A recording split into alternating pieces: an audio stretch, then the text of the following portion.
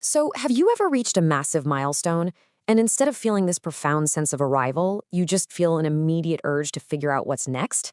Well, welcome to our explainer. Today, we aren't talking about burnout, and we're definitely not talking about a lack of gratitude. Instead, we're conducting an observational analysis of a hidden architecture that's quietly shaping human satisfaction. We're going to look at the systems we literally live inside and how they have fundamentally altered what it means to actually finish something.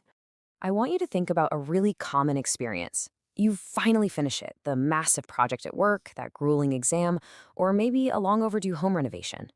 For a brief moment, the room is quiet. Nothing needs to be solved. But instead of just staying in that quiet space, almost without even thinking about it, what do? You open your calendar, you check your email, you look at your task list, just scanning for the next empty checkbox. And you don't do this because anyone forced you to. You do it because somewhere along the way, finishing quietly became the signal to simply begin again. It's kind of a strange question, isn't it? When we were younger, we thought of life as this series of fixed destinations: graduation, a job, a home. Every achievement sort of whispered, hey, you're getting closer to the real thing. But what actually happens in practice? You get the promotion, and it instantly introduces a whole new set of expectations. You get the keys to the house, and boom, it creates new responsibilities. The destination just seems to move at the exact same speed as your expectations. You haven't stopped reaching finish lines for sure, but those finish lines just no longer feel like places where you can actually stop. There's an invisible mechanism at play here. It's essentially an automated three-step cycle. Step one, you reach a goal. But before any sense of relief can even settle in, we hit step two, your baseline resets.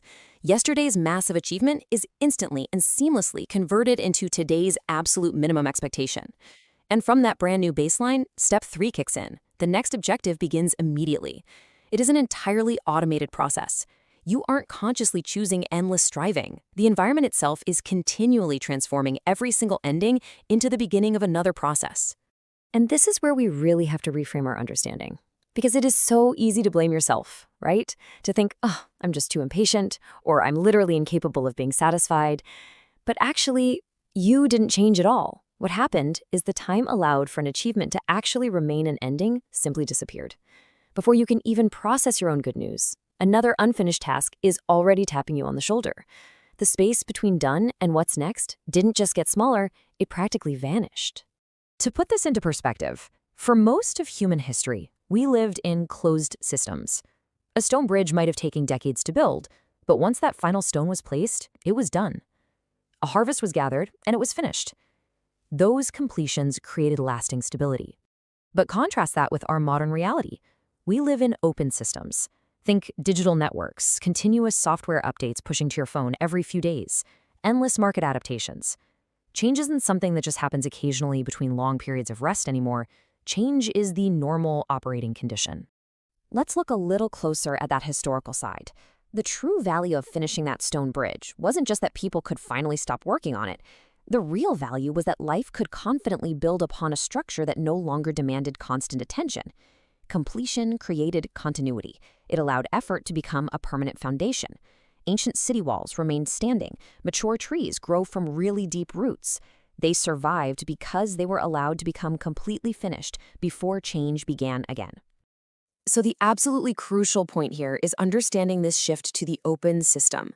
Think of a modern airport. Flights arrive, flights depart. Cleaning crews are rushing in before the gate is even fully empty. The digital departure boards are updating while you're literally still reading them. An open system never, ever truly sleeps. In this kind of environment, remaining unchanged isn't a sign of stability. It's actually considered a system failure. If a digital platform stops updating, it dies. Continuous operation, not permanence, is its survival mechanism. Inside these open systems, stability is no longer the resting point. It's merely a brief, fleeting exception inside a continuous flowing current. Honestly, architecture itself reflects this. Escalators never pause beneath your feet. Museum exits are designed to funnel you straight into the next exhibit or the gift shop. Corridors continue beyond every single doorway. The environment treats every destination as merely another stage of movement, quietly teaching us that transition is the only permanent state. Consider how this builds a timeline of our own behavior. At hour 0, a project is finally completed. But by hour 1, the system, whether that's your workplace, your digital tools, or your entire industry, has already absorbed that success as the new normal. And by hour 2, the next cycle has already been initiated. There's no grand announcement, there's no ceremony to mark the transition. The system seamlessly converts your finished work into a stepping stone for the next demand. Now, it's important to note that the modern system does not actively resist completion. It still lets you finish projects, launch products, and earn degrees. It simply refuses to let completion become a final state. It treats your finish lines like intersections, gently but firmly directing your momentum toward the next objective almost as soon as you arrive. So what happens when the human mind collides with this kind of system architecture? A pretty profound identity shift occurs. In your external reality, you are reaching milestones and accumulating achievements left and right, but internally, the feeling of arrival utterly fails to accumulate.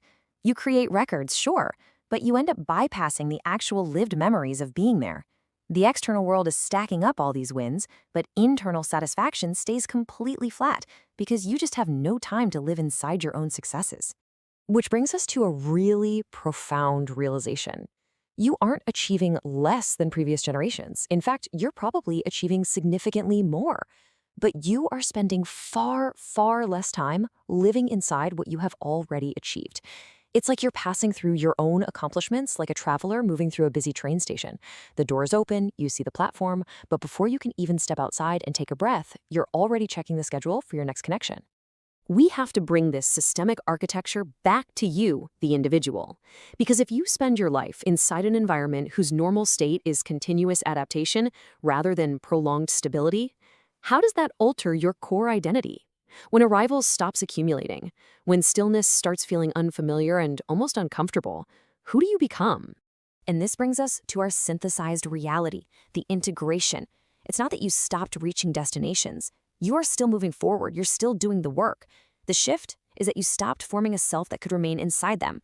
The constant, unyielding demand for transition has basically trained you to exist purely in motion.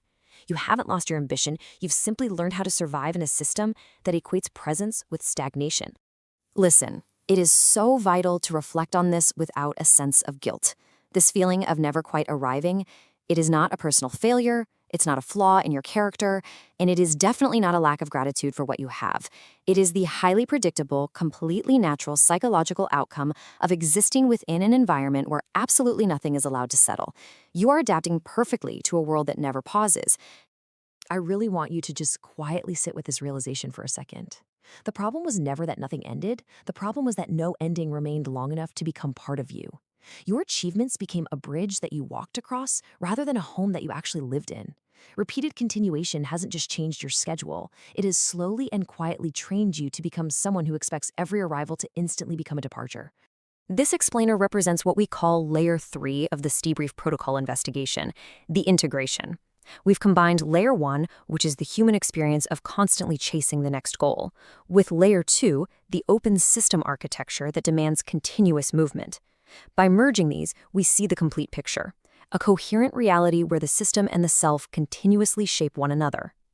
And the profound realization here is that nothing fundamentally new was learned, but absolutely everything is now understood differently.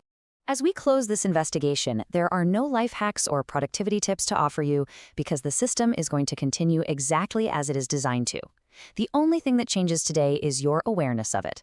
The ideas are human, the narration is digital, interpretation remains yours.